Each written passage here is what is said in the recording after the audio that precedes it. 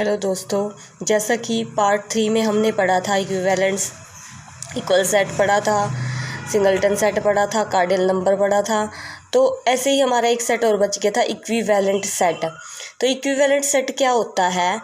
To finite set, finite मतलब जिनके element आप काउंट कर सको। Two finite set A and B, मतलब कोई भी दो फाइनाइट सेट है ए और बी, वो इक्विवेलेंट कब होंगे जब उनके नंबर इक्वल हों। यानी कि कहने का मतलब उनके एलिमेंट के नंबर इक्वल हों।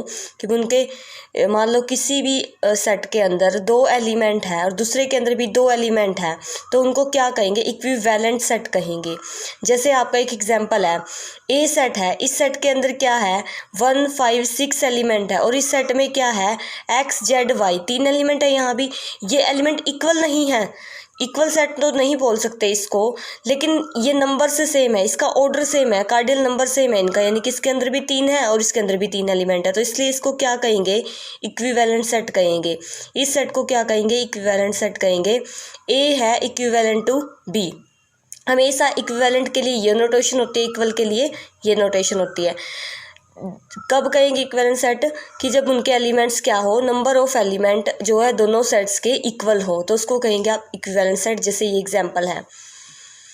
अब हमारा बेसिक हो चुका है कंप्लीट, तो हम एक्सरसाइज पे आते हैं। जैसे एक्सरसाइज का एलिमेंट्स मैथ से है ये। पहला question, collection of all prime number. जैसे ऑल प्राइम नंबर की अगर आप कलेक्शन करो तो आप कलेक्शन कर सकते हो, कलेक्शन है बन सकती है एक, लेकिन इनफाइनाइट कलेक्शन नहीं बनेगी, इनफाइनाइट कलेक्शन बनेगी, ये इनफाइनाइट सेट बनेगा। तो इसने सिंपल ये पूछा है आपसे, सेट बनेगा या नहीं बनेगा? तो ये सेट बनेगा। प्राइम नंबर 2 3 5 7 ये सारे प्राइम नंबर बन सकते हैं। अब है collection of good hockey player. देखो, हॉकी प्लेयर जो है, हॉकी का प्लेयर, किसी की उसमें कोई हॉकी का प्लेयर होता है, कोई किसी को अच्छा मानता है, कोई किसी को, तो सबका व्यू अलग अलग होता है। तो इसमें हम किसी एक पर्टिकुलर को नहीं बोल सकते, तो ये सेट नहीं बन सकता। उसके बाद है collection of rich person in India.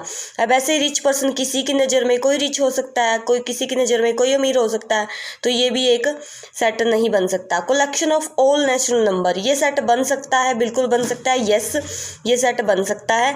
क्यों? क्योंकि नेचुरल नंबर की कलेक्शन कर सकते हो, लेकिन फाइनाइट कलेक्शन नहीं होती, इनफाइनाइट होती है। ऑड इंटीजर का भी सेट बन सकता है, तो ये सारे सेट बन सकते हैं। अब सेकंड क्वेश्चन क्या कहता है? 2 4 6 8, ये रोस्टर फॉर्म है भाई। जैसे कोमास लगा के करली ब्रैकेट के अंदर एलिमेंट को लिखना कौन सी फॉर्म होती है? रोस्टर फॉर्म होती है। तो ऐसे हम रोस्टर फॉर्म को हमने किस में बदलना है? सेट बुल्डर फॉर्म में बदलना है। तो सेट बुल्डर फॉर्म में बदलने के लिए मैंने बताया था आपको कि एक प्रॉपर्टी देनी होगी, हमें उसको कॉमन देना होगा। जैसे एक्स सच दैट एक्स, ये तो जरूर लिखना आपने सेट बिल्डर फॉर्म के अंदर। X such that x is equal to 2n, x such that x is equal to 2n। 2n क्यों लिखा हमने यहाँ पे? 2n इसलिए लिखा क्योंकि यहाँ पे n क्या है? नेचुरल नंबर से बिलोंग कर रहा है। अगर आप यहाँ पे n की वैल्यू 1 देते जाओ, 2 देते जाओ, 3 यानी कि नेचुरल नंबर देते जाओ, कहने का मीनिंग नेचुरल नंबर प्राकृतिक संख्याएं 1 2 3 4 5 6 अप टू, ठीक है। अगर प्राकृतिक संख्याएं होती है नेचुरल नंबर, अगर ये देते जाओ तो ये पूरा से आपका सेट जो है बनता जाएगा। ये पूरा, जैसे 1 दिया है तो 2 बन जाता है, 2 दिया तो 2 × 2 4 बन जाता है, ऐसे ही 3 दिया तो 6 बन जाता है। तो ऐसे आपका ये पूरा कंप्लीट सेट बन जाता है। ऐसे ही एक और एग्जाम्पल है इसका, बाकी आप और जो हैं बहुत सारे हैं, लेकिन आप कर सकते हो। तो जैसे ये है 0 3 6 9 12। अब इसको, ये भी एक क्या है? सेट, ये भी एक रोस्टर फॉर्म है, क्योंकि हमने करली ब्रैकेट के अंदर एलिमेंट्स को कोमास लगा के लिखा है। तो इसको सेट बिल्डर फॉर्म में कैसे लिखेंगे?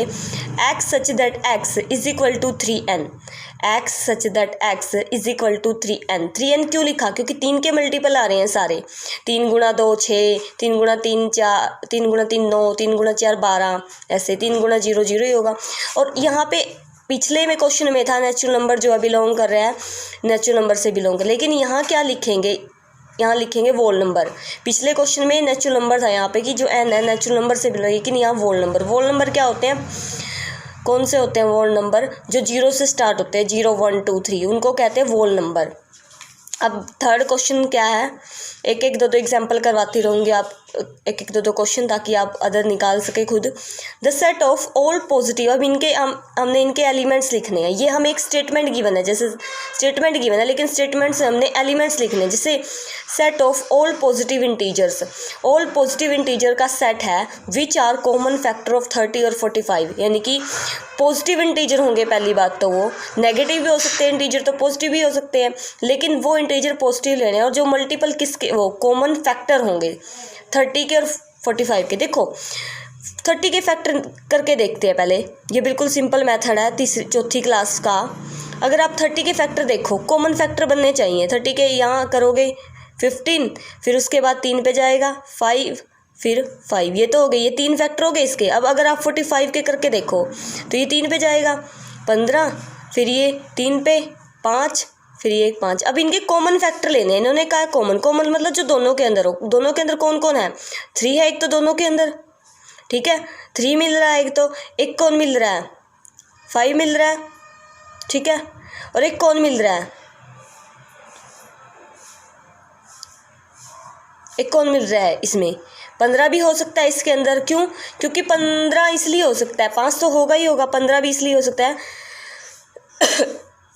क्योंकि 15 भी इनका फैक्टर बन सकता है। ये 15 को भी डिवाइड कर सकता है और ये भी 15 को डिवाइड कर रहा है, तो इसलिए 1, 3, 5, 15 ये इसके फैक्टर बन गए जो दोनों के अंदर कॉमन है, क्योंकि ये भी 15 को डिवाइड कर, 15 20 को डिवाइड करेगा और इसको भी डिवाइड करेगा। सो इसलिए इसके ये 3 फैक्टर बन गए। उसके बाद है set of all prime number which are even. देखो प्राइम नंबर जो होंगे 2, 5, 3, 5, 7, 9, अप टू कितने भी हो सकते हैं, 9 नहीं होगा सॉरी, क्योंकि प्राइम नंबर वो होते हैं जो खुद से ही डिविजिबल होते हैं। जैसे 2 है, 2 खुद से और 1 से डिविजिबल होते हैं, उनको प्राइम नंबर कहते हैं। जैसे 2 है, 2 इवन नंबर है, बाकी सारे ओड हैं, प्राइम नंबर बाकी सारे ओड हैं, ये 2 ही एक ऐसा इवन नंबर है। तो इसने यही पूछा था कि एक सेट बनाओ, इनको सेट की फॉर्म में लिख देंगे क्योंकि इन्होंने सेट ही बनाने के लिए बोला है।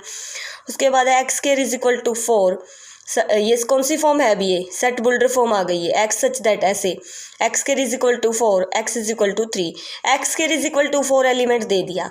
अब x square is equal to 4 element को अगर आप रख के निकाल लोगे तो 2 रूट निकलते हैं इसके, एक एक्स की वैल्यू 2 निकलती है, एक एक्स 2 मान निकलते हैं, एक एक्स की वैल्यू 2 निकलती है, एक एक्स की वैल्यू -2 निकलती है। बट हमारे पास तो एक्स की वैल्यू 3 दे रखी है, तो ये तो फिर इसमें तो गलत बात कह दी इसने जो ये सेट लिख दिया है तो गलत बोल दिया, यानी कि तो ये तो सेट ही नहीं हुआ। तो इसलिए इसके एलिमेंट, इसके अंदर एलिमेंट कौन होगा, 5 एलिमेंट होंगे इसके अंदर, मतलब 5 सेट होगा बस, ये सीधा। ऐसे ये भी एक्स के इज इक्वल टू 9, 2 वैल्यू आएंगी +-3, लेकिन यहाँ 2 दे रखी है इन्होंने।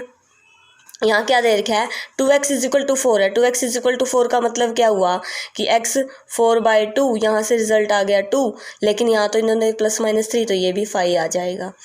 थैंक्स। नेक्स्ट क्वेश्चन अगली वीडियो में करेंगे।